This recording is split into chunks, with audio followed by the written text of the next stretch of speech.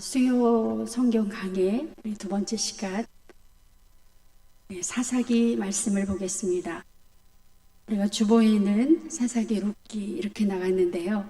말씀을 준비하다 보니까 분량이 너무 많아져서 그냥 사사기 말씀만 오늘 보겠습니다.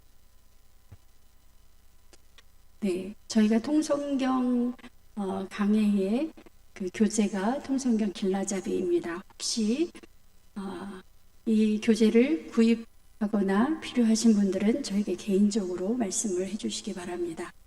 오늘은 사사기 말씀을 함께 보시겠습니다.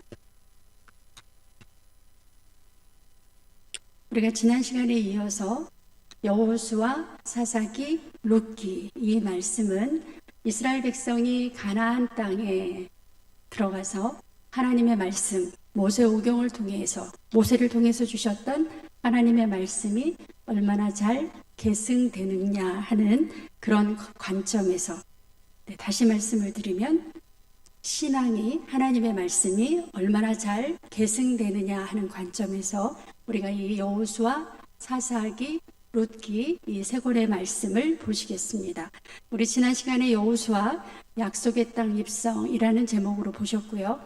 오늘은 사사기, 사사들이 다스리던 시기를 우리가 사사기라고 말씀을 드리는데 한마디로 잊혀진 부탁, 이렇게 우리가 오늘 정리를 해보겠습니다.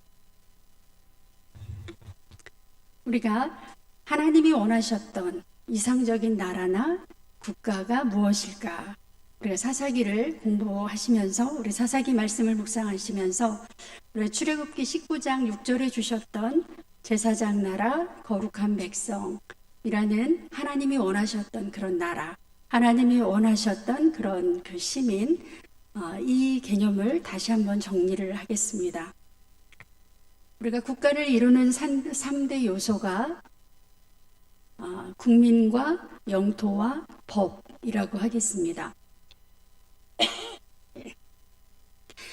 하나님께서 아브라함을 통해서 이스라엘 백성을 선택해 주셔서 모세 때에 이르러서 장정만 60만 명이 되는 그러한 그 백성, 국민을 만들어 주셨습니다. 또 모세를 통해서 법을 주셨습니다. 율법을 주셨지요. 그다음에 여호수아를 통해서 가나안 땅으로 들어가는 영토를 허락해 주셨습니다. 그럼 우리가 세상적인 그런 국가의 개념을 비추어 본다면 국민도 있고 영토도 있고요. 또 그 영토에서 그 국민들이 어떻게 살아가야 할지를 규정하는 법도 주어졌습니다. 그러니까 이스라엘 백성이 이렇게 법이 주어진 상태에서 어떠한 형태로 살아가야 할 것인가, 그 시험대에 놓인 곳이 바로 이 가나안 땅이라고 하겠습니다. 그래서 우리 사사기 말씀을 보다 보면 하나님이 원하셨던 나라 또는 정치 형태의 모습을 우리가 볼 수 있는데요. 우리가 사사기 말씀에는 왕이 나오지 않기 때문에, 그리고 사사기 마지막에는 왕이 없으므로 각자 자기 소견에 옳은 대로 행했다 하는 말씀이 있어서 바로 이어지는 사무엘 상에 가면 왕이 또 세워지거든요. 그래서 이 사사기 말씀은 왕이 세워지기 전에 과도기적인 상태인가 보다라고 흔히들 오해를 하시는 경우가 많이 있습니다. 그런데 하나님이 원하셨던 그런 나라의 모습은 왕이라는 것은 한 사람이, 권력자가 통치하는 그런 왕정이 아니라고 하는 것을 우리가 분명히 알 수 있습니다. 우리가 다음 시간 또는 다다음 시간에 보실 사무엘 상의 8장에 가보시면 하나님이 왕을 세우는 걸 원하지 않으신다 분명하게 말씀을 하고 있기 때문에 하나님이 원하셨던 그런 나라의 모습은 왕이 다스리는 나라는 아니었다 하는 것을 분명히 알 수 있습니다. 그러면 왕이 다스리지 않는 나라, 뭐가 어떻게 다스려야 될까요?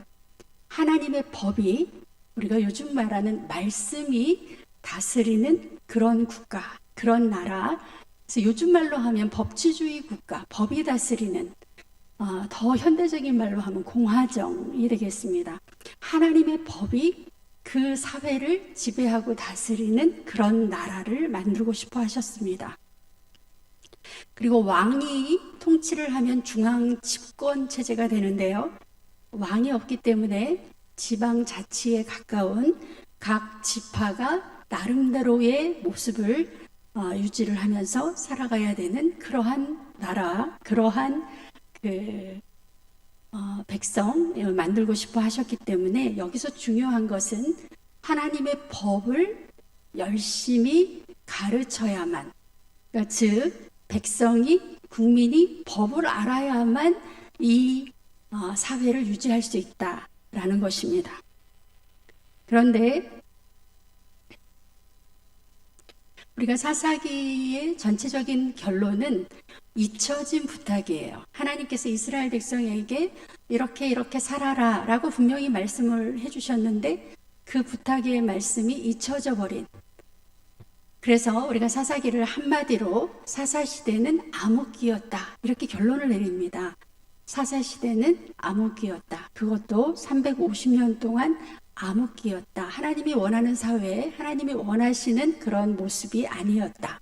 왜 그런가 하면 하나님의 이 사회의 기초가 되는 하나님의 말씀, 법이죠.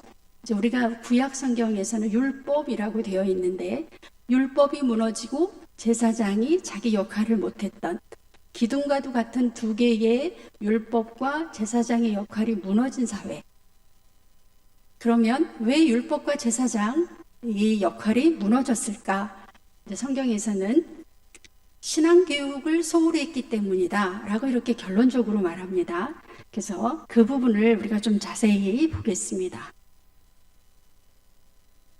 우리 지난 시간에 여호수아는 몇 장이라고 우리가 공부하셨지요? 24장입니다. 지난주 내내 여호수아서를 다 읽으셨으리라고 생각을 하고요. 오늘 보시는 사사기는 21장입니다. 사사기는 21장이다. 21장인데 우리가 보통 사사기 하면 사사들의 이야기로 이루어진 말씀처럼 생각을 합니다. 근데 사실은 사사기 말씀은 저기 두 번째라고 나와 있는 3장 7절에서 16장까지 약 14장만 사사들의 활동이 나오고 있고요. 그 전에 1장 1절부터 3장 6절까지는 사사들의 활동이나 사사 이야기가 나오지 않습니다. 그래서 우리가 여기를 서론 및 결론, 그러니까 사사 시대가 왜 이렇게 됐는지를 미리 다 진단을 하고 결론을 다 내리고 있어요. 그래서 사사들이 등장하게 되는 배경이라고 할 수 있습니다. 이 앞부분이 있고요. 그 다음에 저 세 번째 단락에 가면 17장부터 21장까지 무려 5장이나 됩니다. 네, 21장에서 5장이나 된다는 것은 굉장히 분량이 많은 건데 여기도 사사가 나오지 않습니다. 여기는 대신 이 사사 시대가 얼마나 혼란스럽고 얼마나 종교적으로 또 도덕적으로 무질서했는지 하고 그 사회의 모습을 우리에게 고발해주고 있습니다. 정리를 좀 하겠습니다. 사사기를 몇 개로 나눈다고요?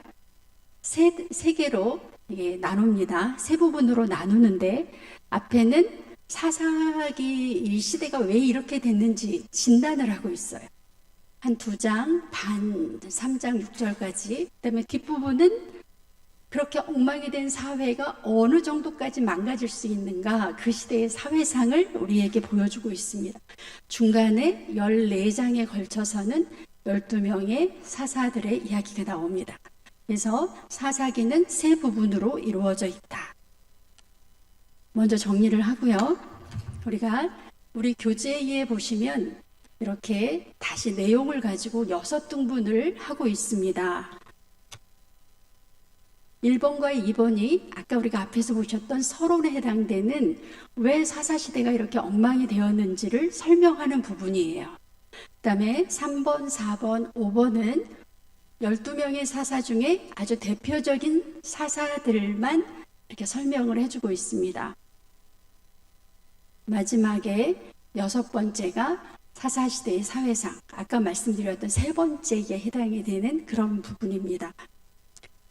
근데 저희가 이게 이제 수요 예배고 1시간이기 때문에 저렇게 자세하게 다 할 수가 없어서 사사들의 이야기에서는 기드온 사사만 다루겠습니다.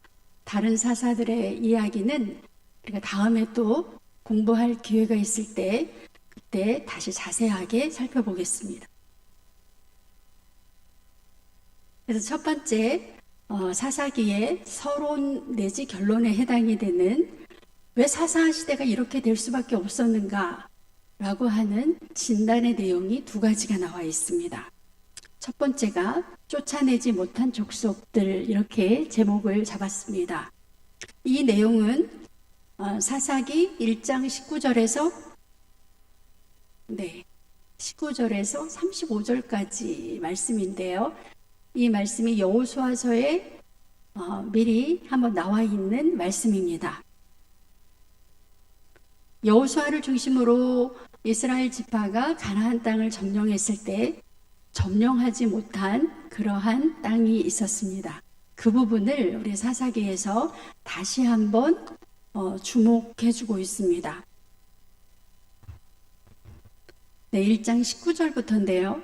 굉장히 중요하기 때문에 제가 본문을 다 옮겨왔습니다. 여러분 19절 한번 같이 읽어보겠습니다. 시작. 여호와께서 유다와 함께 계셨으므로 그가 산지 주민을 쫓아내었으나 골짜기의 주민들은 철 병거가 있으므로 그들을 쫓아내지 못하였으며. 유다 지파에 대한 이야기인데 유다 지파는 골짜기의 주민들은 철 병거가 있어서 쫓아내지 못했다. 이렇게 보고를 해주고 있습니다. 이 골짜기의 주민들이 나중에 블레셋이 되지요.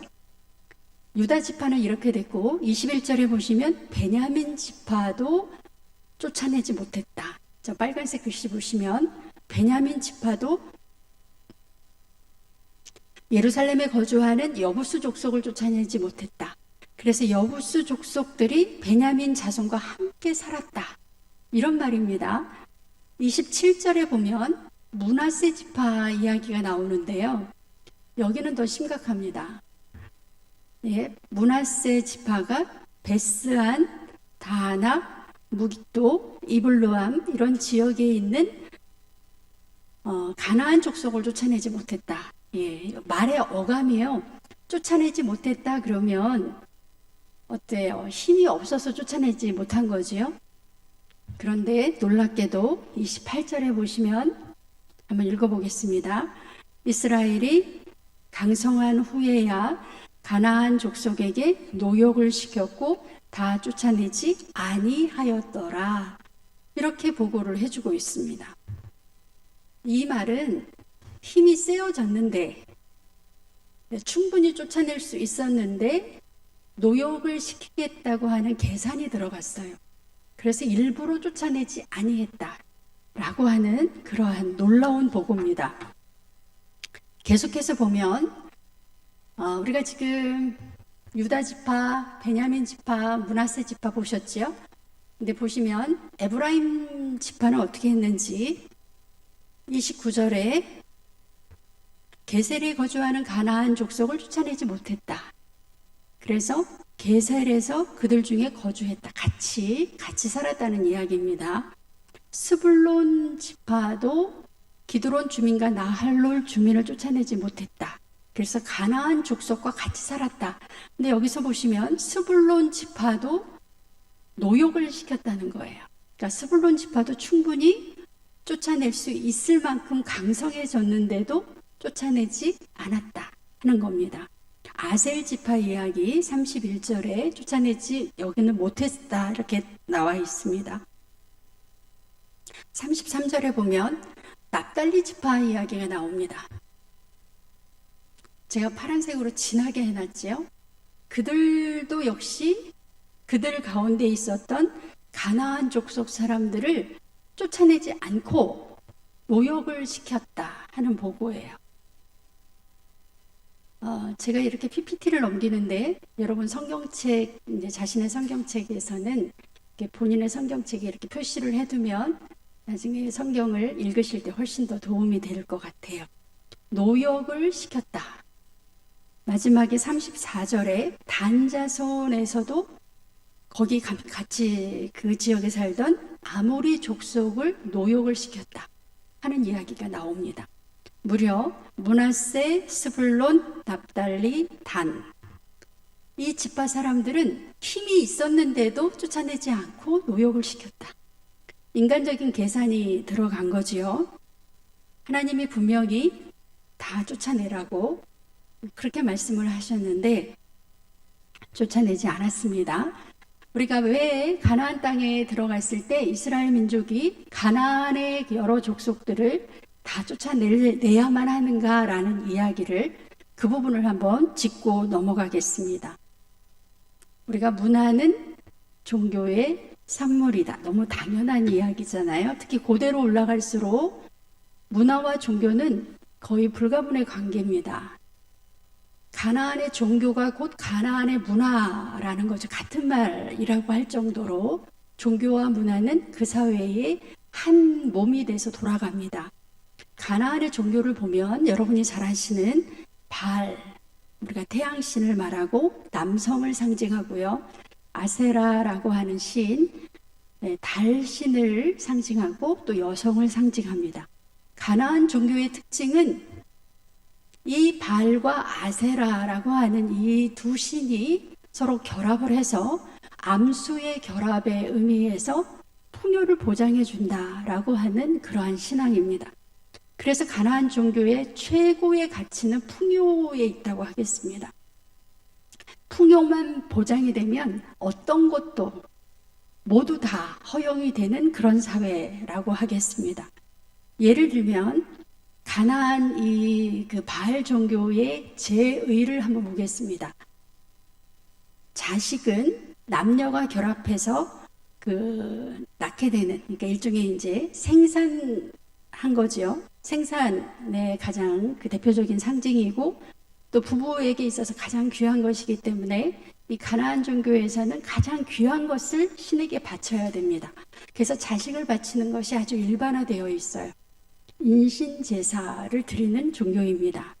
왜냐하면 가장 귀한 것, 가장 소중한 것을 바쳐야만 그 바알 아세라가 풍요를 보장해 주기 때문에 이렇게 자식을 바치는 그러한 것을 서슴없이 종교의 이름으로 이렇게 행하고 있었습니다.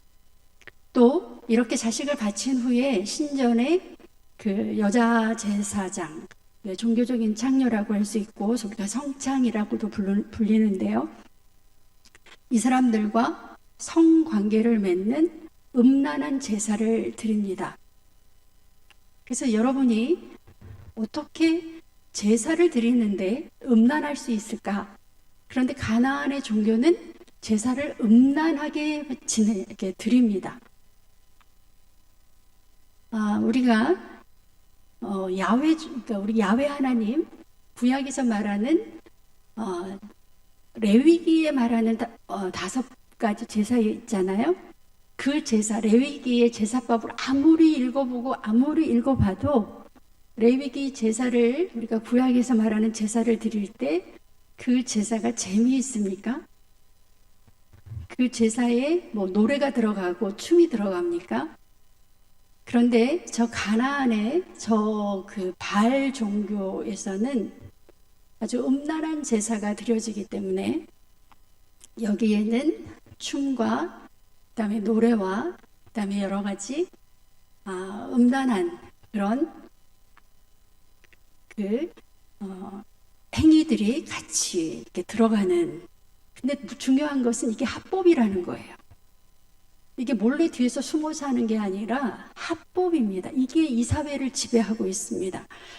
우리가 이제 이런 종교가 지배하는 그 사회, 그 문화, 가나안 문화를 보면 이 가나안 문화는 하루아침에 만들어진 문화가 아니고 그 메소포타미아 문명지대에서 아주 몇천 년 동안 내려왔던 그래서 정착 문화, 정착을 하면 농경을 하게 됐죠. 그래서 농경 문화가 오래되면 고도로 발달된 도시가 만들어집니다. 그래서 도시 문화이기도 하고 농경 문화, 정착 문화 굉장히 발달이 되어 있습니다.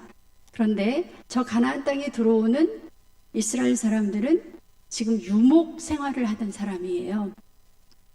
우리가 어느 지역에서 한 10년, 20년 살아야, 좀 이상하네요, 말이. 그러니까 이사를 안 가고 한 집에서 좀 오래 살아야 벽에도 예쁜 그림도 걸고 커튼도 하고 뭐 장식품도 갖다 놓고 하죠. 근데 내가 5개월 살다가 이제 이사 간다 생각하면 그 집에 어떻게 뭐 예쁜 그 벽지를 바르겠어요? 거기다 무슨 뭐 치장을 하겠어요? 유목민들은 늘 텐트를 접었다 폈다 하는 생활을 했기 때문에 텐트 안에 뭐 이렇게 현란한 그런 문화가 발달되기가 굉장히 어려웠던 그 유목 생활을 하는 사람들의 대부분의 삶이 그렇습니다. 근데 그렇게 살던 사람이 이제 가나안 땅에 들어와서 이 정착 문화, 고도에 발달된 도시 농경 문화, 여기랑 접해서 살아가야 되는 거예요. 이제 그 밑에 미개한 문화라는 표현을 써서 좀 이상하긴 하지만 아주 고도로 발달된 문화하고 좀 대조되는 표현으로 문화라는 의미에서 볼 때는 좀 미개하다 이렇게 표현할 수 있죠. 이 두 문화가 만났어요. 그럼 누가 누구를 따라가겠습니까? 네, 춤과 노래, 화려하고 음란한 제의 이런 걸 눈으로 계속 보게 되면 누가 누구를 따라가겠냐는 거예요. 우리가 아주 반문화를 즐기는 친구가 있는데 내가 그 친구를 전도하겠다고 매일 그 친구를 따라 밤마다 2차, 3차 또 룸사롱 가면서 이렇게 그 친구를 전도하겠다고 막 열을 내면 결국 누가 누구를 전도하죠? 네, 그 친구가 나를 전도하게 되어 있습니다.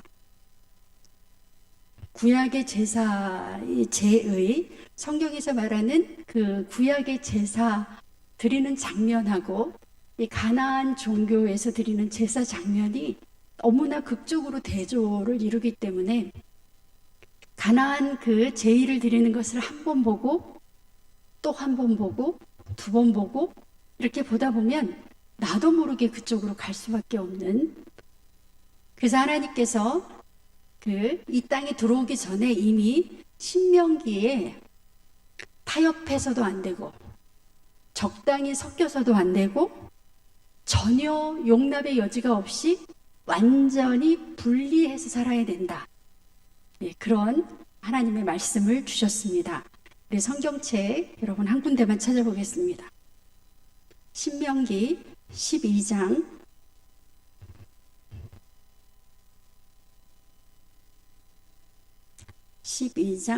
29절에서 32절인데요.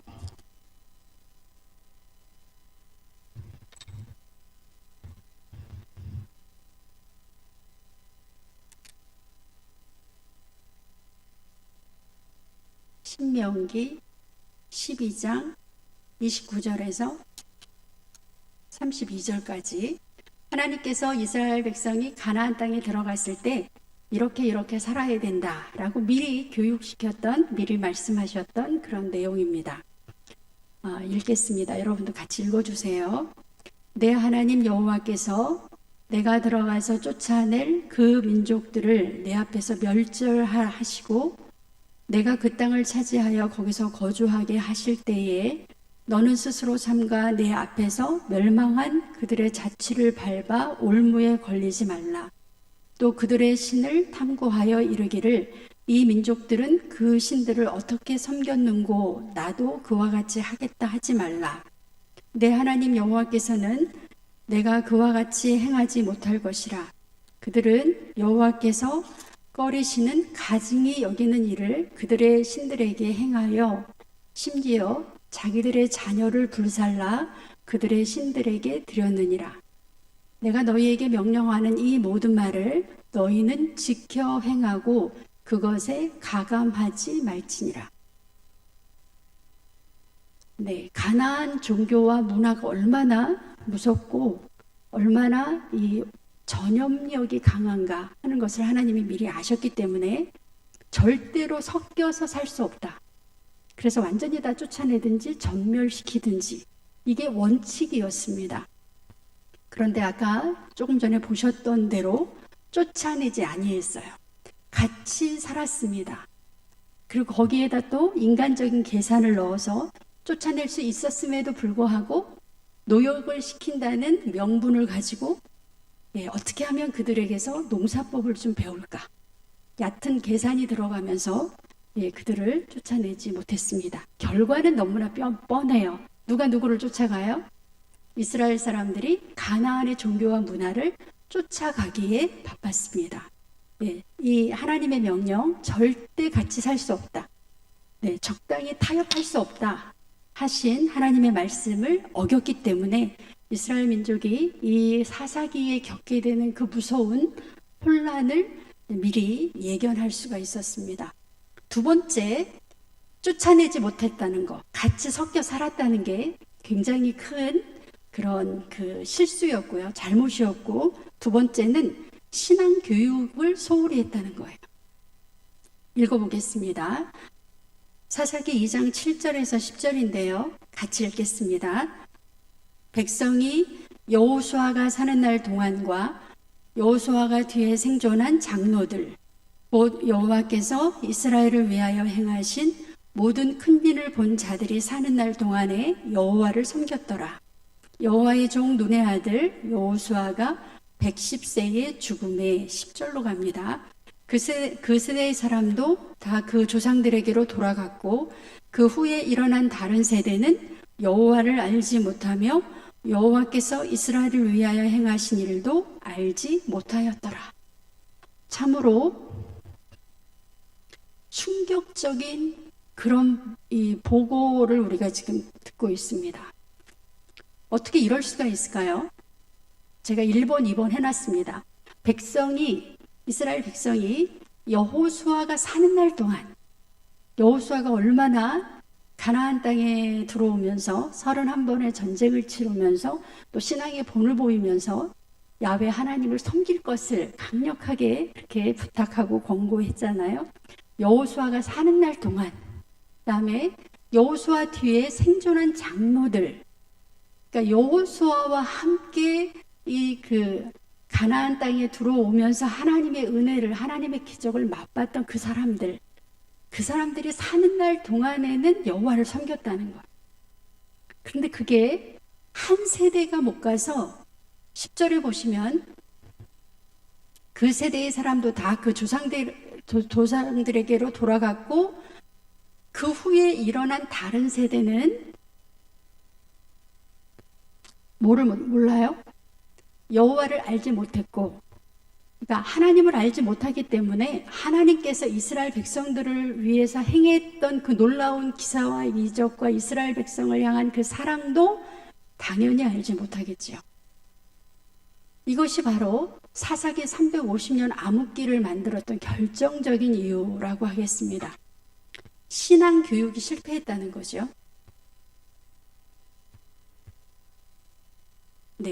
그래서 하나님께서 이 가나안 땅에 들어오기 전에 신신당부였습니다. 그래서 신명기잖아요. 새로운 말씀을 주신 게 아니라 앞에 모세를 통해서 주셨던 그 하나님의 말씀, 출애굽기, 레위기, 민수기의 말씀을 다시 한번 신명기 다시 이야기를 하시면서 그 중에 가장 강조한 것이 이 자녀 교육, 신앙 교육이었습니다. 신명기 11장 9절, 19절에서 21절 같이 읽겠습니다. 또 그것을 너희의 자녀에게 가르치며 집에 앉아 있을 때에든지 길을 갈 때에든지 누워 있을 때에든지 일어날 때에든지 이 말씀을 강론하고 또 내 집 문설주와 바깥문에 기록하라.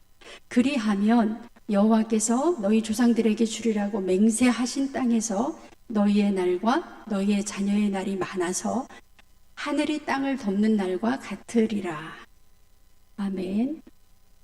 신명기 11장에 주신 이 말씀, 그리하면 조건이 있지요. 이 가나안 땅에서 축복을 받으려면 하나님의 말씀을 너희 자녀에게 열심히 가르치라고, 똑같은 말씀이 신명기 6장에 있습니다. 쇠마라고 하는, 이스라엘에 들으라 하는 이 말씀, 그러니까 신명기 말씀에서는 곳곳에서 자녀들에게 열심히 가르쳐라, 열심히라는 열심히 안에 예를 다 들었어요. 집에 앉아 있을 때든지 길을 갈 때든지 누워 있을 때든지 일어날 때든지 이 말씀을 강론해서 또 시청과 교육 있잖아요. 내 집 문설주와 바깥문에 기록해 놓고 자녀들이 이 말씀을 보고 배울 수 있도록 그렇게 해라. 그리하면, 그러니까 말씀이 잘 가르쳐지면, 아까 우리가 서론에서 본 하나님의 법이 이스라엘 백성들 누구든지 다 알고 있을 때까지, 알게 될 때까지 열심히 가르쳐라.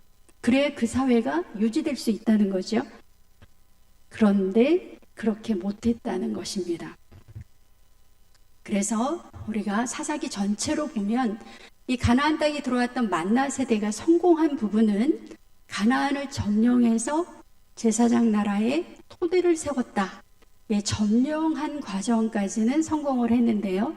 정착 과정에서 다음 세대에게 하나님의 법, 말씀, 교육을 소홀히 한, 바로 그 다음 세대는 하나님을 몰랐다. 자녀 교육에 실패한 것을 볼 수가 있습니다. 하나님의 말씀을 가르치지 않았습니다. 그래서 예를 들면 어떻게 제사 지내는지, 야훼 하나님에게는 어떻게 제사 지내는지 배운 적이 없는 거예요. 나는 모르는데 나랑 같이 사는 저 가나안 민족들이 그들 나름대로의 제사 지내는 것을 눈으로 보고 자꾸 들어요. 그럼 저게 맞는가 보다. 저게 제사를 지내는 방법인가 보다. 이렇게 쇠뇌가 되고 눈으로 보고 배우고 이렇게 돼서 여러분 사사기를 읽으시면 온통 이방 민족 제의가 이스라엘 사회에 만연해 있는 것을 볼 수가 있습니다. 또 하나는 3대 명절의 중요성. 6월절, 77절, 초막절을 꼭 지켜라. 이렇게 하나님께서 법으로 주셨거든요. 이렇게 3대 명절을 지키는 이유는 12지파가 1년에 최소한 3번은 모여야 된다. 모여서 서로 단결하고 협력하고 또 서로를 이해하고 무엇을 서로 도와야 할지, 어떤 것을 협력해야 될지, 그런 것을 늘 생활화하라고 했는데 결론은 어떻습니까? 모이지 않았습니다. 그래서 사사기에 보면 너무나 믿어지지 않는 지파 간의 전쟁이 일어나는 그런 상황을 여러분이 뒤에 가서 보시게 됩니다.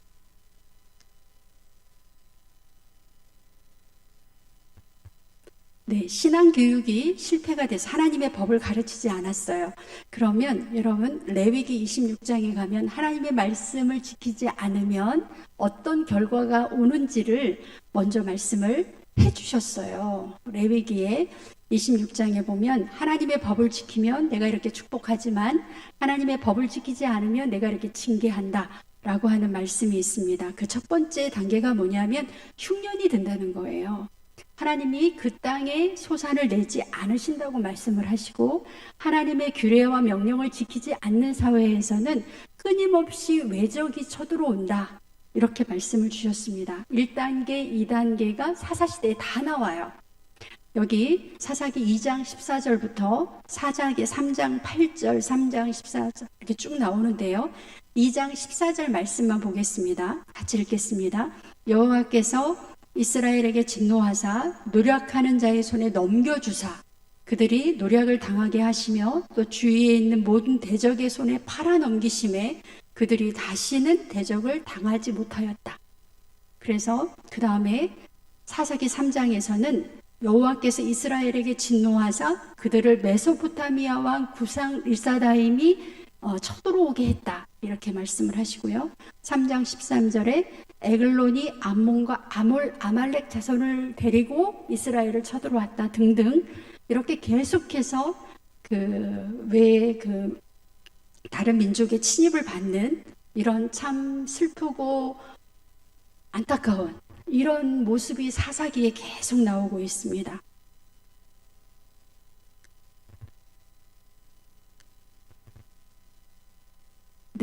하나님의 법, 하나님의 말씀을 우리가 제사장 나라 법 이렇게 말을 하는데요. 하나님의 법을 가르치지 않았을 때 발생하는 일, 사사시대 350년과 같이 암흑의 시대가 도래되고 자녀들의 날이 길지 않고 하나님이 가나안 땅에서 주시고자 했던 복을 받기보다는 하나님의 징계를 받는 그런 상황이 초래되는 것을 볼 수가 있습니다.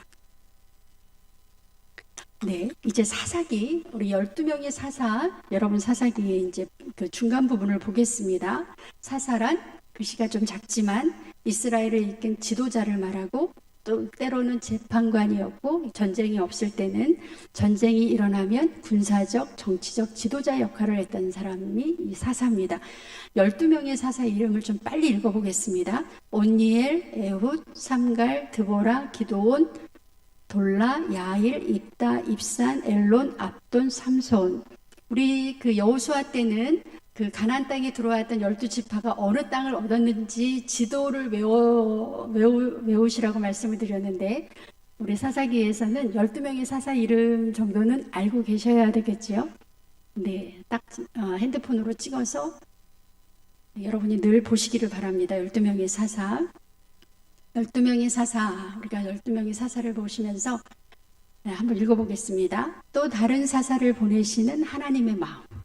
이스라엘을 포기하지 않으시고 끝까지 사랑하시는 하나님의 마음을 우리가 알 수가 있어요. 또 그 죄를 하나님을 떠나서 이방 종교를 섬기고 그럼 하나님이 진노하시고 또 그래서 이방에 적이 쳐들어오고 또 못 살겠다고 하나님한테 기도하면 사사를 세워주시고 무려 12번이나 그렇게 했다는 거예요. 그래도 하나님이 또 사사를 보내시는 그 하나님의 사랑하는 마음, 이스라엘 백성을 향한 그 끝없는 사랑의 마음을 여러분이 같이 느끼시기를 바랍니다. 중요한 질문이 남아있는데요. 보겠습니다. 같이 읽어보겠습니다. 사사는 어떤 힘으로 이방 민족과 싸우나요? 우리가 사사기를 읽을 때 사사는 특별한 사람이 아니다라는 걸 알 수가 있어요. 네. 그런데 사사가 어떻게 이방 민족과 싸워서 또 리더로서의 역할을 감당하는가? 네. 시작. 하나님의 영이 임하면. 사사가 능력을 발휘하는 아주 중요한 포인트가 사사기에서는 하나님의 영이 임하면 이렇게 되어 있어요. 하나님의 영이 임하면 사사는 이방 민족과 싸워서 승리할 수 있어요. 네, 자기 힘으로 하는 것이 아니고 자기의 지혜와 자기의 어떤 그 탁월한 능력으로 하는 게 아니라 사사기의 아주 중요한 포인트는 사사가 잘나서 하나님의 일을 하는 게 아니라 하나님의 영이 임하면 사사가 하나님의 일을 하게 됩니다.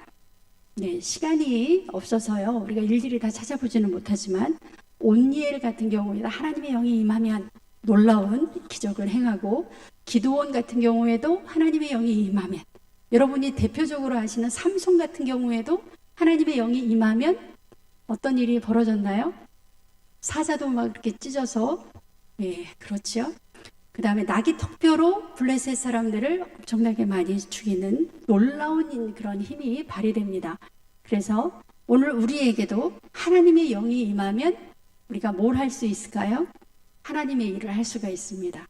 하나님이 우리를 불러주셨을 때 우리가 능력이 있어서 하나님이 불러주신 것이 아니라 우리를 부르시고 반드시 뭐를 주신다? 성령을 허락해 성령을 부어주신다. 그래서 우리가 일을 할 때는 누구의 힘으로? 하나님의 영의 힘으로, 성령의 힘으로 우리가 일을 합니다. 그래서 여러분이 사사기를 읽으실 때, 묵상하실 때 하나님의 영이 임했을 때 사사들이 어떤 놀라운 일을 하는지 여러분이 잘 살펴보시면서 나에게도 하나님의 영이 임하시기를 기도해 주시기를 바랍니다. 또 하나 질문, 우리가 사사기를 읽을 때 같이 질문해 보겠습니다. 시작. 사사들은 모두 본받을 만한 영웅인가요? 굉장히 중요한 질문이죠. 여러분 어떻게 대답하십니까? 네, 대답은요. 아닙니다. 네, 사사들은 모두 본받을 만한 영웅이 아니에요. 그래서 우리가 사사기를 읽을 때 굉장히 헷갈리는 것은 이렇게 살아야 되나? 이게 옳은 건가? 이 행동이 옳은 건가? 이게 막 헷갈릴 때가 있어요.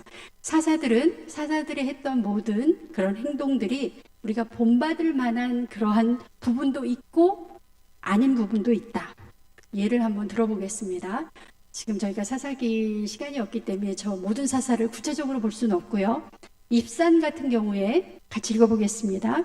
아들 30명과 딸 30명을 두고 딸들은 밖으로 시집을 보냈고 아들들은 밖에서 여자 30을 데려왔다. 이게 입산이라는 사사가 한 일이에요. 아들 30명과 딸 30명을 뒀다. 그럼 아들 30을 두고 딸 30을 두려면 부인은 몇 명이 있었을까요? 그리고 또 이렇게 많은 처자식을 거느리기 것도 굉장히 힘든 일인데, 딸들은 밖으로 시집을 보냈다라는 것은 이방 민족에게 시집을 보냈고, 아들의 부인들은 이방 민족에게서 데리고 와서, 그러니까 아주 무슨 결혼이죠? 네, 저렇게 결혼을 시켰어요. 아주 보란 듯이. 그러니까 이스라엘 백성들이 저런 사사 밑에서 뭘 보고 배웠겠습니까? 압돈이라는 사람, 이 사람은 아들 40명과 손자 30명을 두었는데 이 70명 모두 어린 나귀를 태웠다. 이게 성경에 저렇게 버젓이 기록이 되어 있습니다. 굉장히 잘 살았던 것 같아요. 네, 입다는 우리가 잘 아시는 것처럼 경솔한 서원을 했습니다. 그래서 무남 동료 외동딸을 번제물로 받죠. 뭐가 이렇게 싹 스쳐 지나가시죠? 네, 그 당시 그 가나안 사회에 만연해 있었던 인신제사. 그래서 하나님의 모세 율법에 금지되어 있던 이런 인신제사를 사사 입으로 내가 사람을 하나님 앞에 바치겠다. 그러니까 사사들조차도 하나님의 말씀에 무지했던 사회. 이방 제2의 영향을 받아서 이게 잘한 건지 못한 건지 막 계속 헷갈리는 그런 사사의 모습을 볼 수가 있습니다. 삼손 같은 경우에도 아쉬운 나실인 이렇게 한마디로 그냥 정리를 했어요. 삼손이 사사기에 나오는 마지막 사사인데 하나님께서 너무 안타깝다 보니까 뭐 입산, 압돈 뭐 이런 사람들 가만히 행동을 보니까 야 삼손 너는 이제는 정말 완전하게 분리돼서 나실인이라는 것은요, 이렇게 술도 먹으면 안 되고, 머리를 잘라서도 안 되고, 사체를 만져서도 안 된다는 그런 규정이 있잖아요. 그런데 나실인, 그러니까 나면서부터 종신 나실인. 그러니까 삼손은 나면서부터 술 근처에도 가면 안 돼요. 그렇게 하나님이 원하셨어요. 그래서 하나님의 일을, 하나님의 사사로서의 일을 좀 제대로 해봐라. 하나님이 그렇게 이제 주문을 한 건데 삼손은 이걸 지키지 못했습니다. 네, 우리가 다음에 기회가 있으면 조금 더 자세하게 보겠습니다. 비교가 되는 사람 모세는요, 민수기 16장 15절에 보면 나귀 한 마리도 나는 취하지 않았다 이렇게 고백을 합니다. 참 대단한 지도력입니다. 입산이나 압돈이나 이런 사람들이 부귀영화를 누리면서 저렇게 많은 처자식을 거느리는 거하고 비교가 되지요. 여호수아 우리 지난 시간에 배웠습니다. 땅 분배를 마친 후에 자신은 가장 나중에 분배를 받았던 솔선수범하는 그런 모습을 보게 됩니다. 우리가 이제 기드온을 좀 본격적으로 보겠습니다. 기드온이라는 사람은 하나님한테 어떻게 이 사람이 사사로 선택을 받았을까요? 네, 기드온과 300용사 여러분 잘 아시는 저 맨 위에 보면 기드온에 대한 이야기는 무려 6장부터 9장까지 4장이나 나와 있어요. 네, 14장 중에서 4장이나 된다는 것은 굉장히 중요하다는 이야기입니다. 기드온처럼 자세하게 기드온의 모든 행적이 기록이 되어 있는 사사가 없어요. 그래서 한번 대표로 보겠습니다. 우리가 시간이 없지만 그 사사기 6장 11절에 보면 기드온이라는 사람은 밀을 포도주 틀에서 타작했다 이렇게 성경이 이야기를 합니다. 근데 미디안 군인들이 와서 하도 수탈을 해가니까 밀타작을 어디에서 했어요? 포도주 틀에서. 그러니까 아무도 안 보는 데서 가만 그냥 이렇게 숨어서 겨우 그날 연명하는. 그러니까 그 말의 의미는 용감한 사람이 아니라는 거예요. 뭔가 독립운동을 하고 이스라엘을 미디안에서부터 구해낼 그런 그릇이 아니라는 이야기입니다. 아주 소심하고 그냥 평범한 그런 사람이었는데 하나님이 이 기드온을 부르셨어요. 그런데 기드온이 뭐라고 했냐면 기드온 6장, 그러니까 사사기 6장 15절에 나는 가장 작은 사람이다 라는 고백을 합니다. 나는 우리 지파 중에서 가장 작은 사람이고 우리 지파는 우리 12지파 중에서 가장 작은 지파고 이렇게 겸손하게 하나님 앞에 그렇게 자기 고백을 합니다. 이런 기드온을 하나님이 부르셔서 300용사와 함께 미디안 군을 물리치는 그 놀라운 이야기가 기드온과 300용사예요. 하나님께서 미디안의 전쟁에 나설 자를 모집하라고 했어요. 근데 미디안 전쟁에 미디안 군이 몇 명이냐면 여러분 한번 적어놔 보세요. 12만 5천 명이에요. 사사기 8장 10절에 나와 있습니다. 12만 5천 명과 상대해서 싸울 이스라엘의 군인 다 모집을 하니까 몇 명이 모였어요? 3만 2천 명이 모였어요. 근데 하나님이 두려워 떠는 자는 가라. 보세요. 우리 하나님 너무 참 두려워 떠는 자는 자라. 그랬더니 32,000명 중에서 22,000명이 떠나갔습니다. 몇 명 남았어요? 이제 10,000명 남았어요. 그런데 하나님이 아직도 수가 많다. 그래서 어떻게 했습니까? 무릎을 꿇고 물을 마시는 자, 그러니까 이 산에서 물을 마시는 모습을 보고 두 그룹으로 나눴습니다.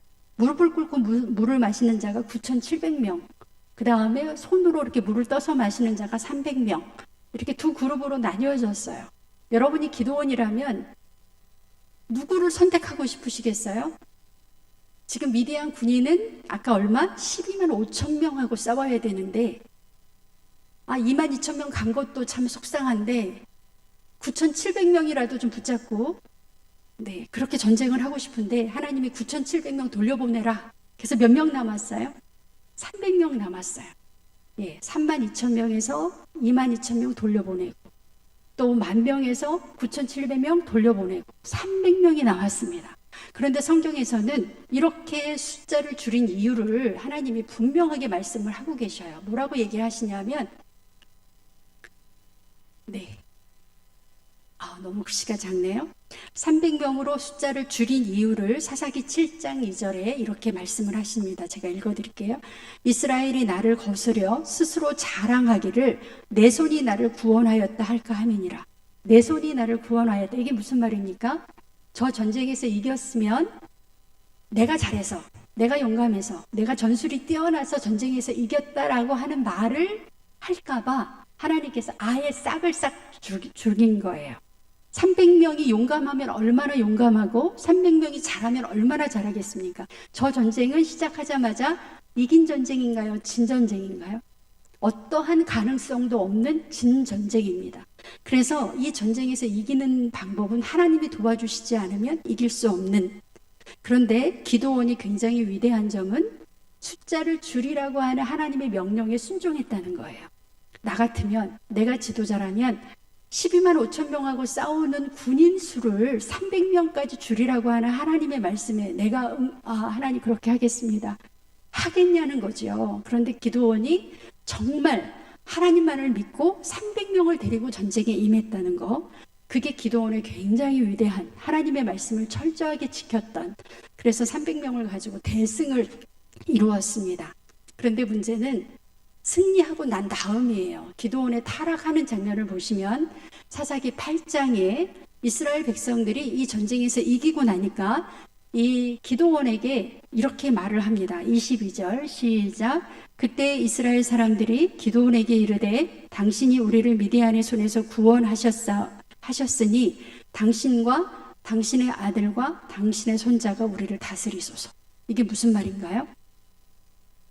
전에 여호수아서에서도 말씀을 드렸지만 고대 사회에서는 전쟁에 이기면 이 사람을 왕으로 세우는, 그런데 기도원만 왕을 세우는 게 아니라 기도원 집안, 당신과 당신의 아들과 당신의 손자, 우리를 다스리소서, 우리의 왕이 되주세요, 이런 이야기입니다. 당신의 집안이 왕이 돼서 우리를 다스려 달라, 이런 요구를 하고 있습니다. 그런데 기도원이 뭐라고 대답을 했냐면 같이 읽겠습니다. 기도원이 그들에게 이르되 내가 너희를 다스리지 아니하겠고 나의 아들도 너희를 다스리지 아니할 것이요 여호와께서 너희를 다스리시라 하니라. 기도원이요, 왕이 되어달라고 하는 백성들의 요구를 거절했습니다. 왜 거절했을까요? 기도원이 충분히 왕이 될 수도 있는데 거절한 이유는 기도원이 알고 있었어요. 백성을 다스리는 것은 하나님만이 가능하다, 하나님이 왕이시다라는 것을 알고 있었기 때문에 나는 왕이 될 수 없어요, 나는 당신들을 다스릴 수 없어요 라고 성경적으로 대답을 한 거예요. 그런데 문제는 그렇게 대답을 해놓고 나서 기도원이 어떤 행동을 했냐면 26절에 보시면 같이 읽겠습니다. 기도원이 요청한 금 귀고리의 무게가 금 1700세겔이요. 그 외에 또 초승달 장식들과 폐물과 미디안 왕들이 입었던 자색 의복과 또 그 외에 그들의 낙타목에 둘렸던 사슬이 있었더라.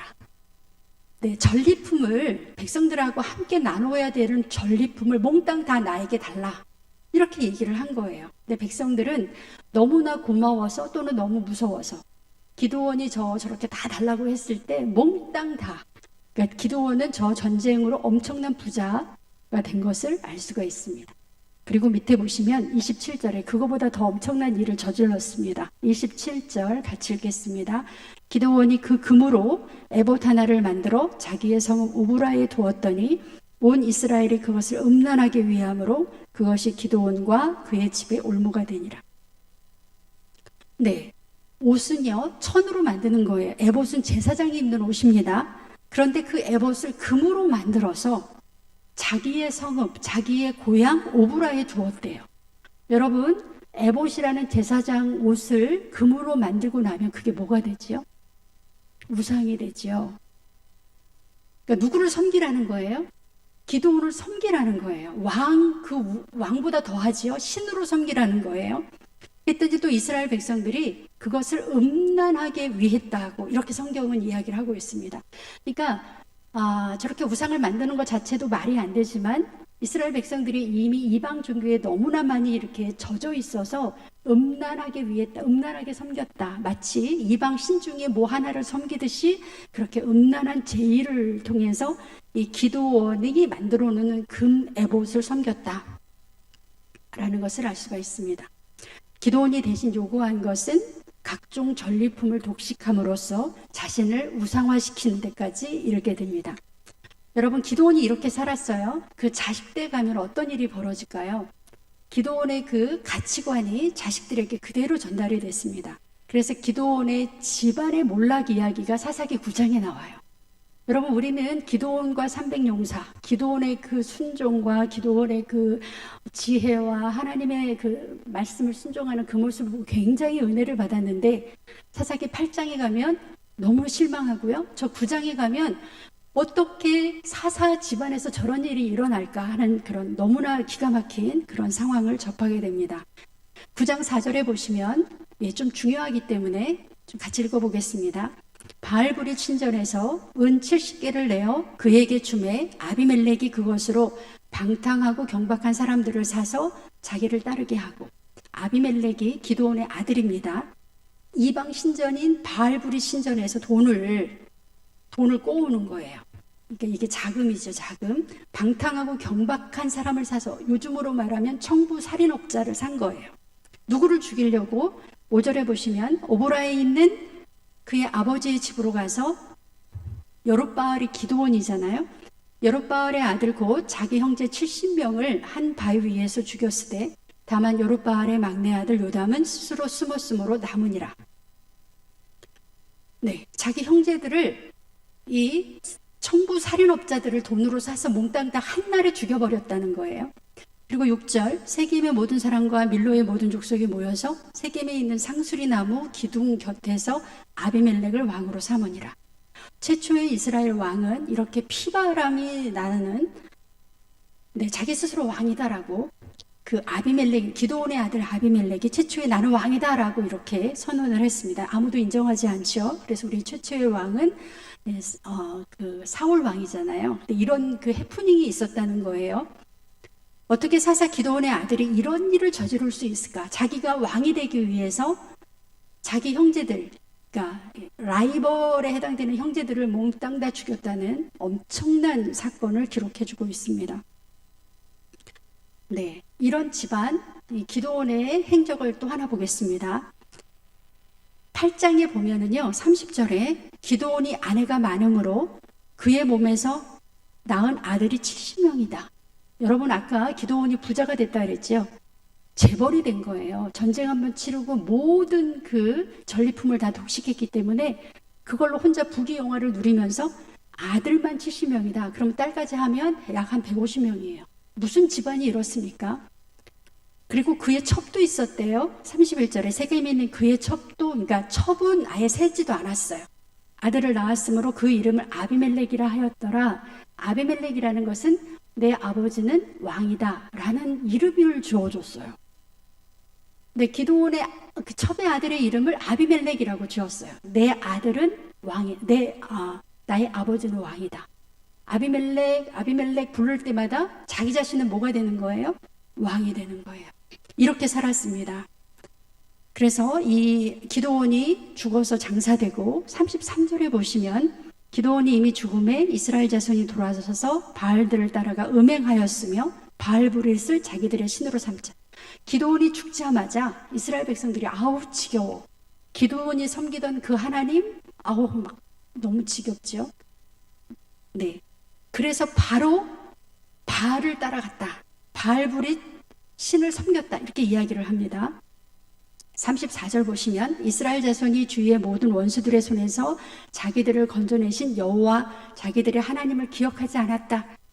그러고 35절에 보면 그 기드온의 집, 그의 집도 후대하지 않았다. 얼마나 지겨웠으면, 얼마나 이 아들 70, 자녀들 뭐 이렇게 해서 호화호식하고 이렇게 방탕하게 음란하게 살았기 때문에 이렇게 기드온의 집안이, 기드온이 죽자마자 이스라엘 백성들이 완전히 이렇게 후대하지 않았다 하는 그런 성경의 보도를 볼 수가 있습니다. 사사 기드온의 삶의 모습은 자녀들에게 어떤 모습을 보여줬는지 우리가 충분히 상상하고도 남을 그런 그 말씀이라고 하겠습니다. 왜 이스라엘 사람들은 기드온이 죽자 바로 이방 신에게로 달려갔을까요? 기드온이 섬기는 그 하나님 별로 이렇게 매력적이지 않지요. 기드온이 섬기는 그 하나님, 기드온이 워낙 싫으니까 기드온이 섬기는 하나님도 섬기기 싫은, 섬길 수 없는 그런 상황입니다. 제사장 나라 교육 실패의 결과, 우리가 아까 세 번째 단락에서 사사시대의 사회상을 말씀을 우리가 드렸는데 가장 충격적인 것 중에 하나는 지파 간의 갈등이 있었다는 거예요. 가나안 땅에서는 12지파가 서로 협력을 해야만 살아갈 수 있는, 왕이 없는 그런 구조였기 때문에 전쟁이 일어나면 지파들이 서로 협력해서 다른 민족과 싸워줘야만 이 땅을 지킬 수가 있습니다. 근데 그러기는커녕 여러분이 잘 아시는 길르앗 입다와 에브라임 지파가 싸워서 결론은 에브라임 지파 42,000명을 죽여요. 근데 평상시에 좀 이렇게 깐죽깐죽 거리긴 했지만 아무리 그랬다고, 그래서 에브라임 지파 사람인 것을 구별하기 위해서 쉿볼렛이라고 대답을 해봐라. 근데 못해요. 우리나라 쌀을 못하듯이 이렇게 지방 간에 사투리가 있었던 것 같아요. 그래서 쉿볼렛을 못하고 쉿볼렛 이렇게 얘기하면 그 사람은 그냥 그 자리에서 너는 에브라임 지파지 하고 죽였습니다. 42,000명을 죽였어요. 그러니까 적을 죽인 게 아니라 자기 지파, 같은 이스라엘 지파를 죽였다는 이야기입니다. 더 끔찍한 이야기가 사사기 마지막에 나오는데요.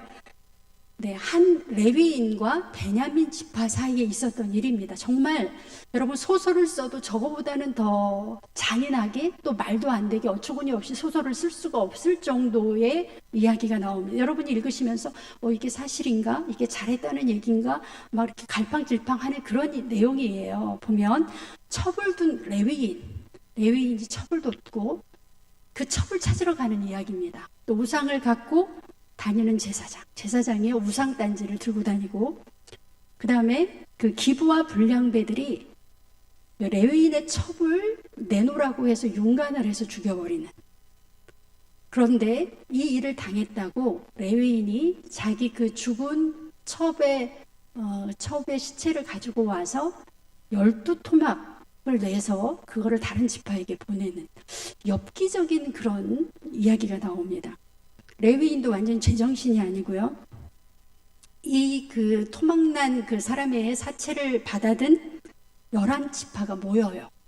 그리고 이 아까 불량배들이 있었던 기부와 베냐민 지파 사람들을 응징하겠다고 모이는데 문제 해결의 원칙도 세우지 못하고 우왕좌왕하면서 원칙 없이 막 일을 합니다. 그래서 전쟁을 하게 돼요. 이거를 잘 해결해서 이 그 베냐민 지파 사람들을 잘 교육시키고 훈육을 시켜야 되는데 이거를 바로 전쟁, 저런 베냐민 지파죠, 쓸모없다. 그래서 11지파하고 베냐민 지파 간의 전쟁이 일어납니다. 감정에 이끌려서 전쟁이 시작되고 베냐민 지파가 완전히 다 베냐민 지파 사람들을 몰살시켜서 남자 600명만 남게 돼요. 여러분, 이게 가나안 땅에서 이스라엘 백성이 하나님의 말씀의 법이 무너지면 어떻게 되는지, 11지파 사람들의 그 동맹군이죠. 40,000여 명이 죽었어요. 그리고 베냐민 지파 사람은 600명 남겨놓고 다 죽었습니다. 이렇게 어처구니 없는 이게 내란, 이걸 뭐라 그러죠? 동족 상잔, 이런 전쟁이 이 사사기 마지막에 보도되고 있습니다. 그래서 우리가 제사장 나라, 하나님의 법, 이게 교육이 실패되면 보세요. 하나님께서 모세를 통해 주셨던 법이 지켜지지 않는 사회의 모습을 적나라하게 보여주고 있습니다. 방향을 잃어 질서가 무너져 혼란스럽고 잔인해지면서 무엇이 옳은 것인지 그른 것인지 판단하지 못하는 마비된 사회의 모습을 보여줍니다. 성경은 이런 혼란과 무질서와 무자비함이 판을 치게 된 이유를 그 사회에 왕이 없어서, 즉 왕이신 하나님이 없어서, 하나님의 법이 다스려지지 못해서, 그 법을 알지 못해서 하나님을 섬기지 않는 사회가 되었기 때문이라고 진단을 합니다. 하나님의 법에 의해서 움직여야 하는 것은 개인만의 일이 아니라 한 사람 한 사람이 포함된 사회 공동체, 사회 역시 하나님의 법의 지배를 받아야 된다 하는 것을 말씀을 해주고 있습니다. 결론입니다. 신앙 교육이 실패를 하면 물론 개인적으로는 자녀 교육이 실패하지요. 또 집단적으로 지도자 사사들의 수준이 하나님의 법에 한참 이렇게 떨어져 있는 것을 우리 사사기를 통해서 볼 수가 있습니다. 12지파가 협력하기는커녕 아까 보셨던 것처럼 서로 전쟁하고 죽이는 그런 모습을 보여주고 있습니다. 그래서 가나안 땅에 온갖 우상이 다 들어오는 우상 숭배가 만연한 사회를 만들어버리고 말았습니다. 그래서 사사기의 결론은 사사기 마지막 21장 25절에 보면 한마디로 이렇게 다 같이 읽겠습니다. 그때 이스라엘의 왕이 없으므로 사람이 각기 자기의 소견에 옳은 대로 행하였더라. 그랬더니 그런 사회, 그런 지도자, 그런 개인이 만들어졌더라. 하나님을 왕으로 섬기지 않는, 하나님의 법이 지배하지 않는 사회, 그래서 개인들이 각자 자기의 소견에 옳은 대로, 자기 멋대로, 자기 생각대로 행하는 그런 사회가 만들어졌다라는 것이 사사기의 결론입니다.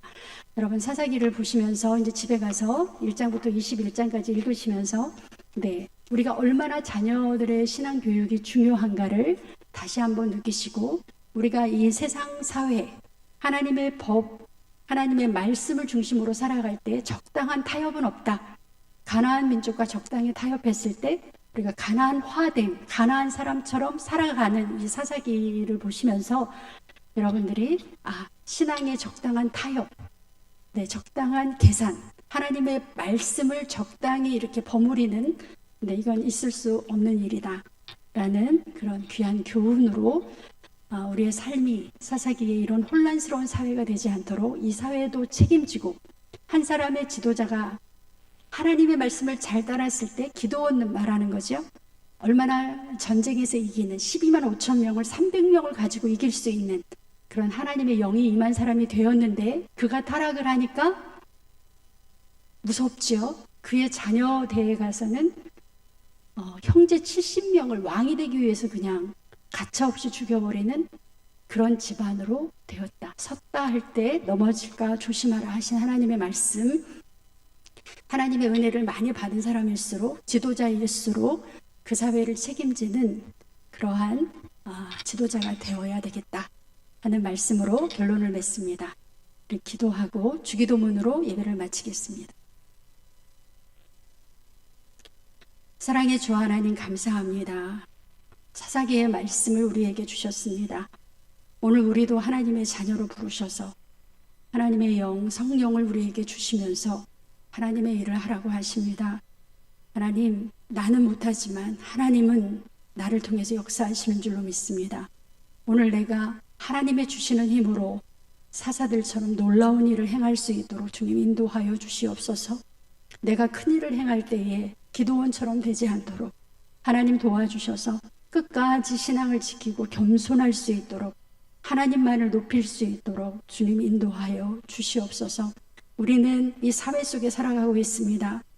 이 사회가 하나님이 원하시는 사회를 만들어갈 수 있도록 우리 한 사람 한 사람이 이 사회 안에서 하나님의 말씀을 들고 순교하는 기분으로 하나님 그렇게 헌신하며 사랑을 베풀며 살아갈 수 있도록 인도하여 주시옵소서. 예수님의 이름으로 기도합니다. 아멘. 하늘에 계신 우리